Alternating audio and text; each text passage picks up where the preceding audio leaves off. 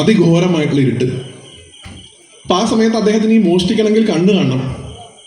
അപ്പം എങ്ങനെയെങ്കിലും കുറച്ച് ഒരു തിരി കിട്ടൂ എന്ന് അങ്ങനെ അന്വേഷിച്ച് നടന്നു. എന്തോ 2 കല്ലൊക്കെ ചേർത്ത് അവിടെ ഒരു ദീപസ്തംഭത്തിൽ ഇത്തിരി എണ്ണയുണ്ട്, ഒരു തിരിയുണ്ട്, അത് കത്തിക്കാൻ വേണ്ടി ശ്രമിച്ചു. ഇയാൾ കുറേ തവണ ഇതിങ്ങനെ ഒരതി കത്തിക്കും, തിരി കത്തും, പെട്ടെന്ന് കാറ്റടിക്കും, കെടും.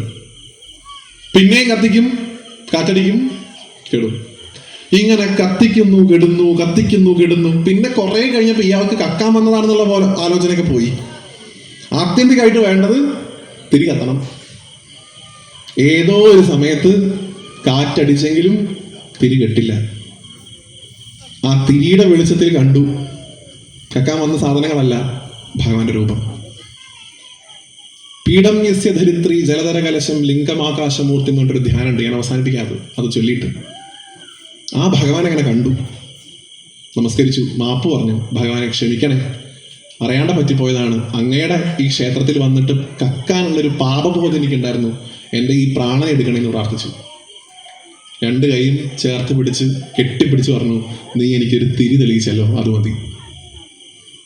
ഞാൻ ഇരുട്ടിലായ സമയത്ത് നീ എനിക്കൊരു തിരി കത്തിച്ചെന്നല്ലോ. നീ ആഗ്രഹിച്ചത് ഇവിടത്തെ കുറച്ച് സ്വർണവും പണവും ഒക്കെ അല്ലേ ഉള്ളൂ. ഈ ലോകത്തിന്റെ മുഴുവൻ നിധിയും ഈ ലോകത്തിന്റെ മുഴുവൻ സമ്പത്തും അടുത്ത ജന്മത്തിൽ നിനക്ക് നോട്ട് അനുഗ്രഹിച്ചു. ഈ കഥ ഒരാളുടെ പൂർവ്വകഥയായിട്ട് പറയും. ആരുടെ നമ്മൾ കുബേരൻ എന്ന് വിളിക്കും, വൈശ്രവണൻ.